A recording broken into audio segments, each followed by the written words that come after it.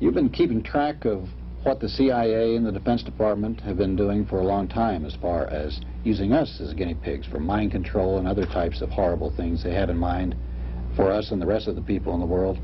What are some of them?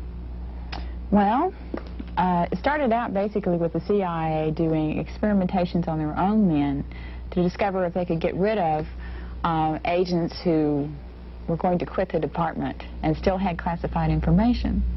So they utilized different types of drugs and pain and hypnosis and electric shock to try and get the guys to forget.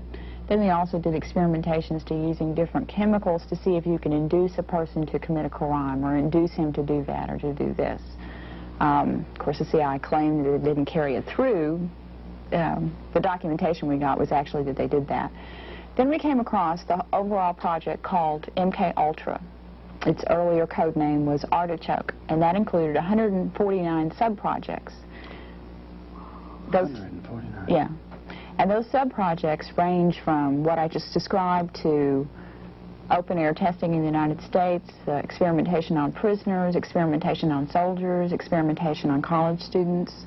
Would these people know they were being experimented on and gave their approval? No, except for the quote-unquote voluntary Army soldiers. Oh, yeah. And the way the Volunteer Army program worked is it started in 1959, and the guys were just told that they would be doing experimentation on new weapons, right? And then they'd get to Fort Detrick, Maryland, where the experimentation was done, and find out that they were going to be doing it on drugs and chemicals. But they were never told what they would be experimented on.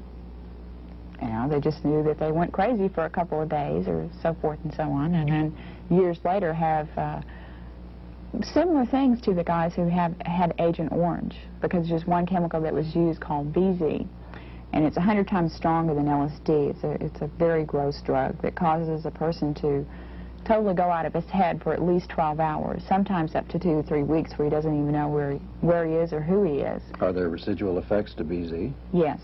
Now, the Army at first said that they'd done testing to discover it, and they said there weren't any residual results. It's harmless. It's harmless. They always say that. Right. And we did a campaign to find the soldiers who had been experimented on, and we found approximately 40 in the U.S., all of which have been experiencing extreme emotional and physical upset since that time. You know, with children with birth defects, the same sort of thing as Agent Orange.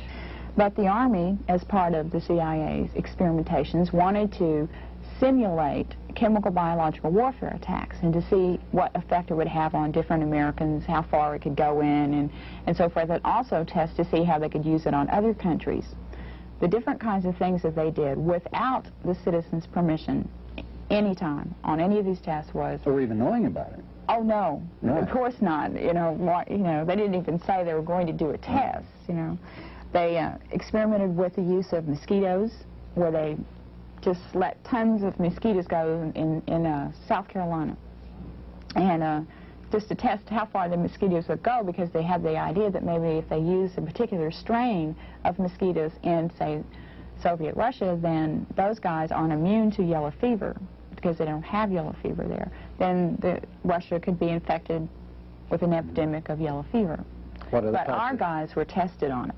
Not the Russians were tested on it. We were tested on it. What other types of things did they drop in the air? They dropped a particular bacterium called, I can't pronounce it real well, That's whatever, and it was used, and I'm sure that most people have heard of it, in San Francisco, where at least 10 people got sick from it and 1 died.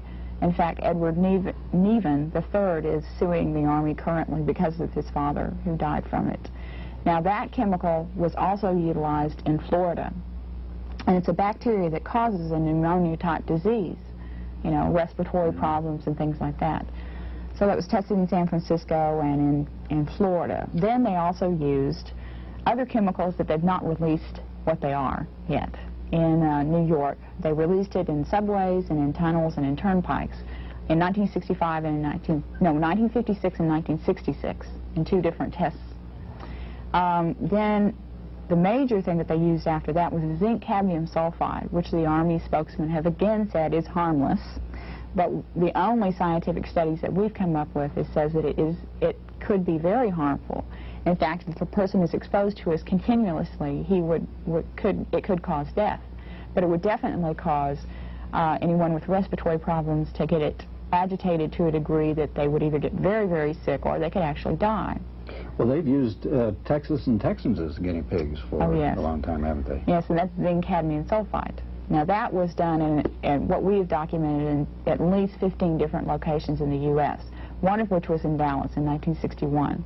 A series of 34 different tests were done off a TV tower where they blew it out to a very large area, and the whole test area went from Dallas all the way down to Killeen, Texas, which is a long way. It's like 160 miles. Well, Austin's been involved in one of these tests, too. Right. The other series of tests that we discovered with zinc cadmium sulfide was in the test area was described as from Corpus Christi up to San Antonio, Austin, and over to Houston. So it was that area. And they sprayed off jet bombers the zinc cadmium sulfide by following the coastline, and then it would blow in to the coast. And then they set up samplers to see the concentration and how far it would go in. That was done in 1965 in that area. Then a year later, they did a similar type test, but this time the simulant used was 23 tons of glass beads and cork particles. Glass beads and cork particles, and we inhale these? Yeah. Yeah. Now, those wouldn't be as dangerous as zinc cadmium sulfide, but I don't think I'd want to breathe 23 tons of glass beads. No. So, and again, the thing is, now with these tests, we are currently trying to get Texas senators at least.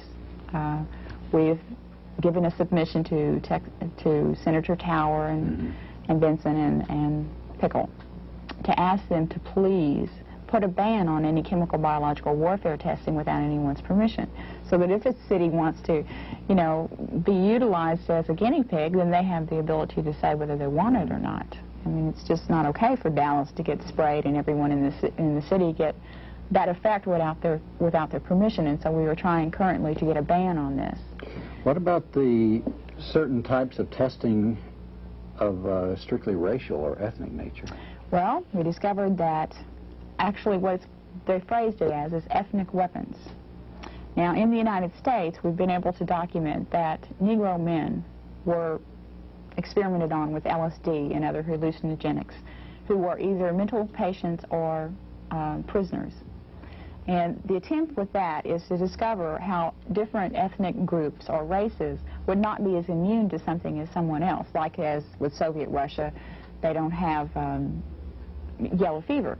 So those guys hadn't built up an immunity to yellow fever yet. So if you used a particular chemical in that area, then say Russians may not have that immunity and might get an epidemic that's real quick and then disable the country immediately. That reminds me back in the old days, the good old days, when the Army and all used to give the smallpox infected blankets to the Indians. Right. We haven't really changed much, have we? Except we've gone on a mass-produced basis and have the ability to spread it throughout the whole world. Well, the irresponsibility with it is what is the terrible thing, because the Army apparently felt like some of the guys are good guys, and they really probably felt that we need to do chemical biological warfare tests to make sure we don't get attacked on this. I mean, what if Russia came over here and did a chemical, you know, sprayed a chemical in the United States? What would happen? But who was responsible for telling the Army that that chemical was safe? I mean, that has never been in any of the documentation. Who was responsible for saying that BZ, which is an extremely dangerous drug, could be used on our soldiers? Who said it was okay to use Agent Orange and that it was harmless? You know, those guys cannot be found. They're not in the documentation. You can find out about all the tests, and then, of course, you go to the Army because the Army conducted the test. But who in the Army said it was okay? And that's what I think is the thing that must be found out, because those individuals, I think, should be prosecuted. It was a criminal.